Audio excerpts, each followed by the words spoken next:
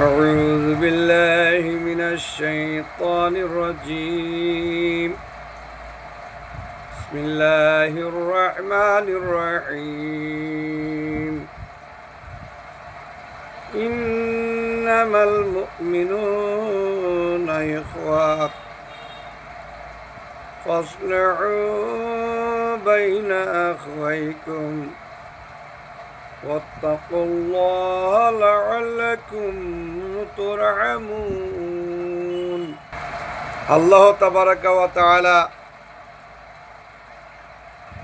সূরা হুজরাতের 10 নম্বর আয়াতের মধ্যে ইরশাদ করেন, ইন্নামাল মুমিনুনা ইখওয়াত, মুমিন মাত্রই ভাই ভাই। অর্থাৎ যারা ইসলাম গ্রহণ করেছে, ঈমান এনেছে, আল্লাহর রাসূলকে বিশ্বাস করে, আল্লাহর রাসূলের আনিত বিধিবিধানকে বিশ্বাস করে,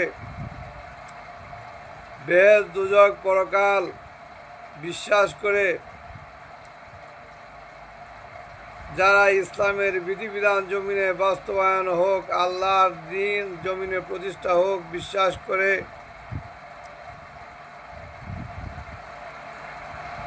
এ সকল মুমিনদের মধ্যে সম্পর্ক হচ্ছে তারা পরস্পর ভাই ভাই।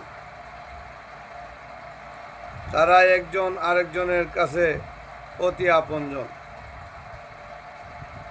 ফাসলিহু বাইনা আখওয়াইকুম, যখন দুই ঈমানদারের মধ্যে কোনো বিষয় নিয়ে বিরোধ তৈরি হয়, তখন অন্য মুসলমানদেরকে আল্লাহ নির্দেশ করেন যে তোমরা তোমাদের দুই ভাইয়ের মধ্যে যে সমস্যা রয়েছে, বিরোধ রয়েছে, এই বিরোধকে তোমরা মিটমাট করে দাও, সুলহ করে দাও, সংশোধন করে দাও, যাতে এই বিরোধের কারণে দুই মুসলমানের সমস্যা বেড়ে সমগ্র মুসলমানের জন্য ক্ষতিকর হয়ে না যায়।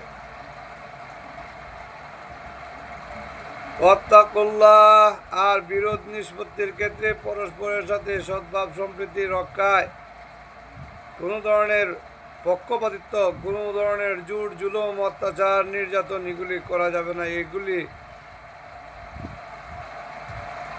যাতে না করতে হয় সেই জন্য তোমাদেরকে সতর্ক থাকতে হবে আর আল্লাহকে ভয় করতে হবে। কারণ যে ব্যক্তি আল্লাহকে ভয় করবে সে ব্যক্তি কারো উপর জুলুম অত্যাচার চাপিয়ে দিবে না, কারো উপর তার জীবনের উপর, সম্মানের উপর আঘাত আছে এমন বিষয়গুলি তারা বাস্তবায়ন করার চেষ্টা করবে না। যদি এই জন্যে আল্লাহ বলছেন তোমরা আল্লাহকে এই সকল ক্ষেত্রে ভয় করো। আল্লাহর আদেশ পালনের ক্ষেত্রে মুসলমানদের মধ্যে সমস্যা দূর করে, মুসলমানদের সদ্ভাব সম্প্রীতি রক্ষায় এবং দুই মুসলমানের মধ্যে সুলহ করার ক্ষেত্রে তোমরা আল্লাহকে ভয় করো, যাতে কারো ওপর কোনো ধরনের জুলুম অত্যাচার চাপিয়ে দিতে না হয়। লাআল্লাকুম তুরহামুন, যদি তোমরা সঠিক নিয়মে তোমরা এই কাজটি করতে পারো তাহলে তোমাদের জন্য পুরস্কার রয়েছে, যে তোমাদেরকে নিয়াম রহমত করা হবে, দয়া করা হবে। অবশ্যই তোমাদেরকে দয়া করা হবে।